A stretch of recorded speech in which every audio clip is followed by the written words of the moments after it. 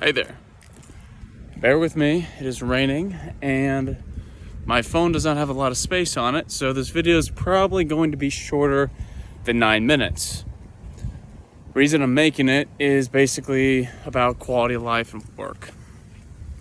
Now, about a year and a half ago, I was really strapped for cash. Now, I had access to money in certain bank accounts, but there'd be penalties if I'd taken money out of those accounts because I had prior commitments established with those accounts that allowed me to get a higher AYP. And I was locked in for a little bit of time, but nonetheless, I needed money, and so I was desperate for any job that I could manage. Well, just so happens I did find a job. This job, however, was not good at all. Now, I was completely oblivious to how difficult this job was going to be until I had started it and done it for a certain period of time. This job consisted of me basically getting on a mechanic mini car with metal tongs on it to pick up pallets. And I forget what it's called. I think it's called a dolly. And to go inside a refrigerated warehouse for about 30 minutes, and then to a freezer warehouse that got up to -10. Remember, that's just the air temperature. That's not accounting for wind chill, which I did receive from the dolly, because the dolly would go up to 10 miles an hour, and you often had to go that fast to get out of there quicker. Since I was not mobile or moving on the dolly, and I was on the dolly for the majority of the work, my core body temperature got very cold, very quickly, over and over again. It didn't seem to matter how many layers I wore. I wore 4 different shirts and a heavy coat. I wore 3 pairs of pants, 2 pairs of socks, heavy-duty boots, very heavy-duty gloves, and at the end of every single shift, I would be bone cold, frozen. I might have talked about this in one of my older videos. This job, I was working prior to working a night shift job at a college campus where I basically just sit and watch cameras. I drive in a nice warm car. It was a night and day difference in terms of quality of life. Now, it had its problems because it was a 12-hour overnight shift from 7 p.m. to 7 a.m. with an hour round-trip commute to where I slept. And, I mean, that took its toll eventually. And being alone and isolated that consistently over the course of a year had its own problems. But obviously, this was worse in the short term and long term for my physical, immediate health. Now, at this job, they gave starting wages of $17 an hour, to my memory. It could have been more, could have been less, plus or minus. And it said that you had the ability to earn up to $30 an hour. And obviously, I picked that job because I was like, hey, heck yeah. And they were the first ones to call me back when I applied for them. And I said, sure, this sounds like a perfectly fine job to me. The person who called me did not in any way disclose what the job would be like at all. They said that I'd be working inside of a freezer warehouse. And I was like, okay, how bad could that be? I mean, how cold is a normal freezer? Turns out, for such a large facility, it has to be very cold.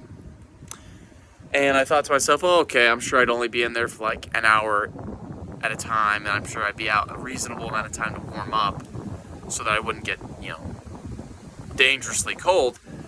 That's not what happened at all. The way it would work is I'd get on the dolly, I'd get in there, we'd do our little 5 or 10 minute warm-up stretch. Our manager would say how many loads we had to get over the course of the shift, and we'd get to work. And I proceeded to work, and often I'd be in and out of that refrigerator and freezer basically an hour at a time. Then I'd be out for maybe 10 minutes, probably 10 minutes on average. Then I'd go straight back in to the refrigerator, and then I'd go from the refrigerator to the freezer. Sometimes I'd be in the freezer for a very long period of time because equipment would stop working, batteries would be dead, I wouldn't be able to scan boxes and QR codes to make sure we're accounting for everything. Just, general failure of equipment. And this happened more often than you would think. So I ended up spending an average of 4 hours cumulatively at a time inside of the refrigerator and the freezer. And this is not accounting for wind chill generated by the dolly. And frankly, I found out after working there for multiple shifts that the way the pay worked was you were paid based on your productivity, you were paid based on how many units of boxes that you could get per hour. And that would be your wages, so to speak. And after working for a month and a half straight, and working to the bone, working as hard as I could, trying to adapt to the job, my hourly average was like $12 an hour. Now, they were paying me $17 an hour for a probationary period, but that probation would end after 3 months. It didn't take me rocket science to figure out that I was working a dead-end job, and eventually I was going to start making very little money for a lot more trouble than it was worth. So I told my boss, hey, I'm going to give you 2 weeks notice. I can't maintain this job. It's not working for me. Sorry. The people that worked in that environment, I mean, they were all fine people, and I had no problem with them, but they were all convicts. Now, again, I have no issue working with anyone, okay? The way I saw it, they served their debt to society, right? So I had no reason to discriminate against them, period. Case in point. However, it is my opinion that they were being discriminated against by this company, by this facility, and that they were being worked in unbelievably harsh conditions because those were the only jobs that they could manage to get and keep. And they frankly held on to them by the skin of their teeth, from my perspective, because the only reason they were working there was because they couldn't work anywhere else and get the same amount of money at all. And I guarantee you a lot of these people owe money to other folks, and that forces them to keep working. The people that work that kind of job, personally, in my opinion, are idiots. Now, before you say, how dare you disrespect somebody who works a blue-collar job? First off, fuck you, you're an idiot. That job is not worth any of the money that you get. You could be getting $50 an hour, and it wouldn't be worth it, okay? Because you cannot work in those conditions over and over again, consecutively, in that freezing cold, okay? You're going to take 20 years off your life. It's not worth it. It's not worth the heartache. And you're not making that much money anyways. And these people would fire you and replace you in a heartbeat if you didn't meet a quota for a spreadsheet.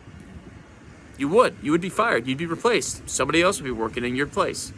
It's not worth it. And I promise you that these companies can still make an unbelievable profit while at the same time actually making the job livable and manageable and not unbelievably backbreaking and bone-chilling. And I only now just realized this after a year and a half of just being away from that job and reflecting on my life, and my quality of life, and my meaning for life. That job would have consumed me if I had not quit. And frankly, I should have quit sooner. It was far too courteous of me to give them 2 weeks notice. It was not worth it at all. And it was difficult for me to quit. It felt like it was so difficult for me to just say, hey, I quit. I think about that sometimes. These are just my thoughts. Your life is more than your job.